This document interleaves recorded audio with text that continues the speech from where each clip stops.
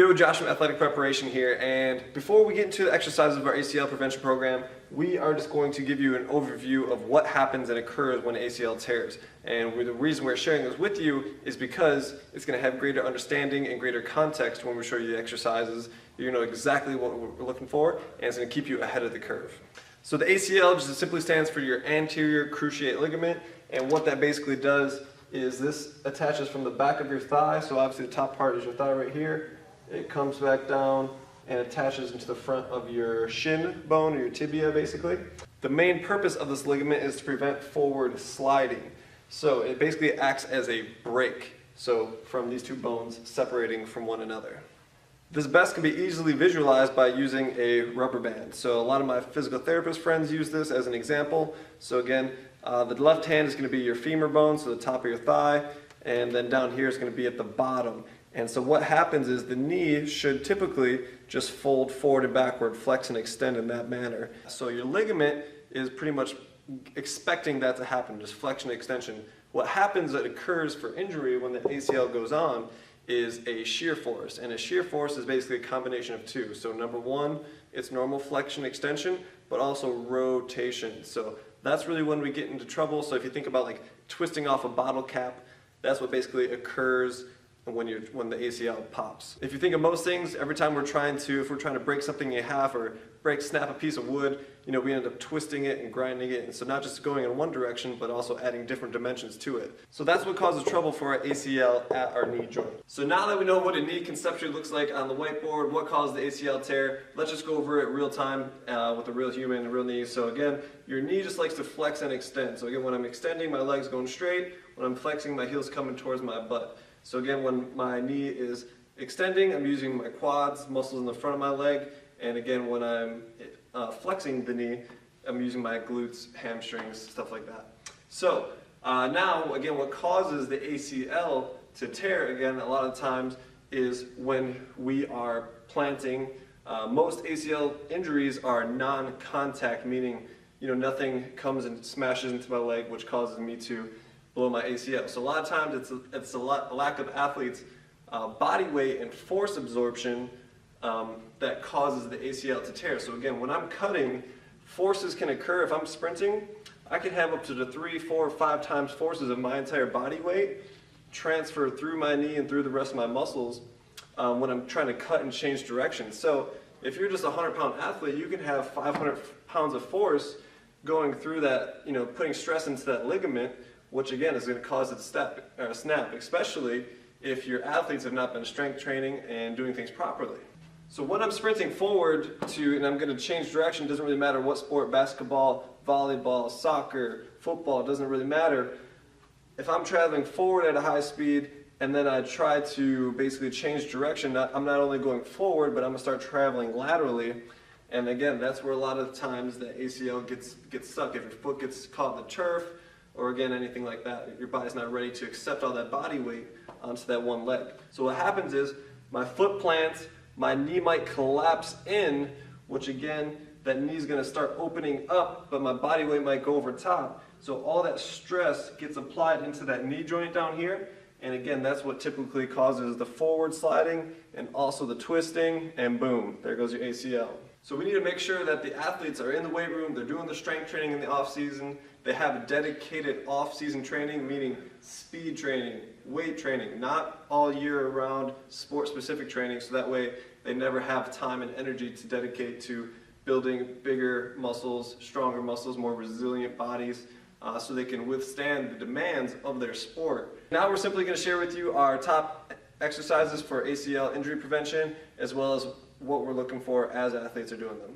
Exercise number 1, it's a goblet squat. So while we are squatting, we want to make sure our joints are aligned and stacked. So meaning, as we're sitting back, we'll start with our toes. Our knees should be tracking in the midline of our toes, or knees slightly right at our pinky toes tracking, meaning they're stacked over one another. Again, they're not caving in and they're not too far outside of. So it's kind of right in the middle with the foot, as well as we're going to sit back. So that way, that's going to ensure that we're getting a lot of glute and hip activation and hamstrings versus being quad dominant. So knees are over toes, butt sits back, chest stays tall, and we stand up. So again, Bodyweight's a great place to start, but again, we want you to be able to get up to where you can goblet squat a pretty decent amount of weight. So again, goblet squat, just hold the bar or the dumbbell up at your chest, sit your butt back and down, kick to the box and stand up. From the side, butt back, chest up, body stays tall, and finish hard with the glutes. We'd like to see the athletes squat a little bit deeper if they can. The reason we want them to squat roughly about parallel or 90 degrees if they can is because at that joint or at that degree angle, you're going to get a little bit more glute and hamstring involvement, which is really what we're after.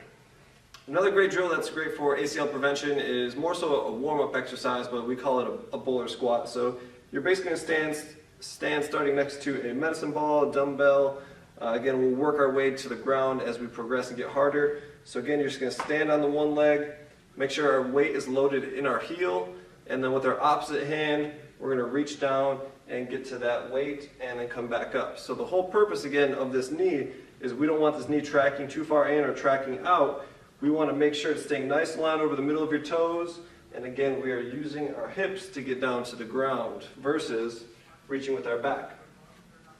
So again, I should see our hips lower and descend towards the floor to get down to the ground and come back up versus keeping not a lot going on at the knee and just folding over using your back. So make sure we drop our hips, lower our center of gravity, get down and come all the way up. So it'll be very demanding, especially for the athlete if they haven't been in any traditional strength training.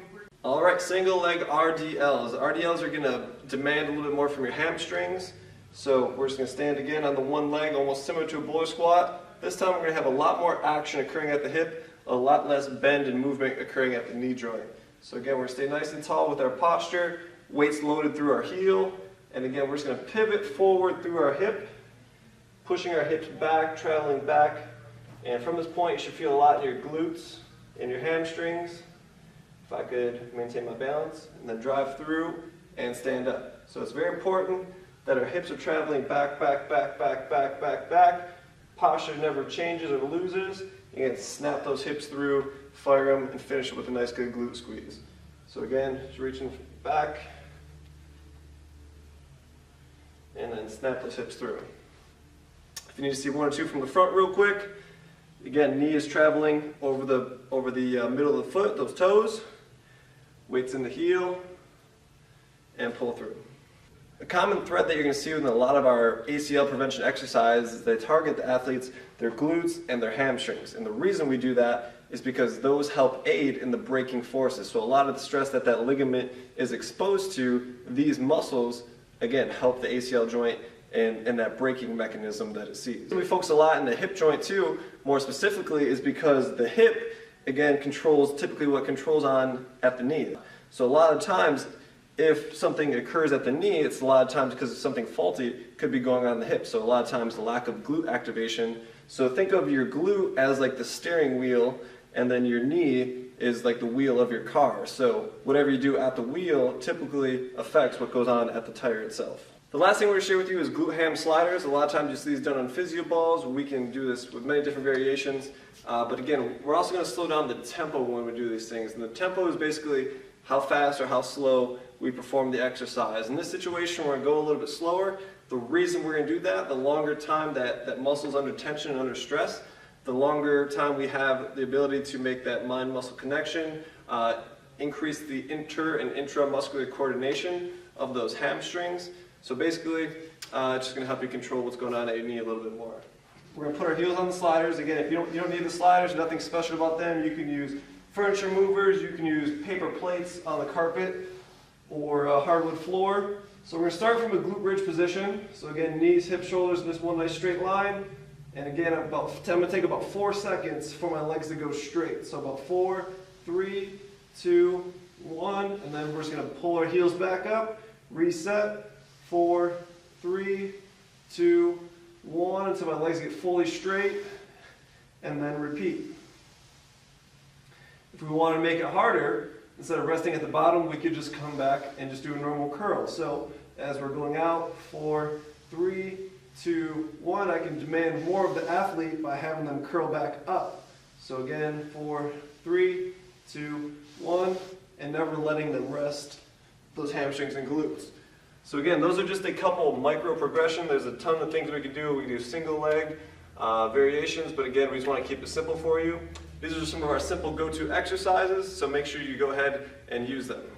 So as we talked about ACLs are mainly occur in non-contact situations. So again, lack of the athlete's ability to decelerate, absorb their body weight, and things of that nature. So a lot of times we'll teach athletes how to depth drop, so basically how to land and how to control their body weight from moving forward or sideways, whatever it is. So just stand on a box. You don't need a box, but we're just going to step off like you're walking off the plank. And again, we're going to land with good squatting mechanics or athletic pose. So we're just going to step off, try to land nice and soft like a cat. So basically what we're looking for, again, knees are tracking with our toes, knees tracking with our hips, shoulders over top of toes, and again, you're in a nice athletic position, so that way you can either jump, move sideways, go forward, whatever I demanded of you. So again, step off. So that's what it looks like from the front, but again, we want to make sure we look good in 3D, so I'm just going to show you from the side what that looks like. I wouldn't normally do this, but I'm just showing you so you can visualize. Again, we want those hips going back. So again, we're just going to be here. Make sure our butt travels backwards versus landing and our knees shooting forward. Again, we talked about that, putting a lot of stress on your knee. Your glutes and hamstrings are a lot stronger, so make sure we're stressing those and not so much the quads and the knees. Hold up, wait a minute.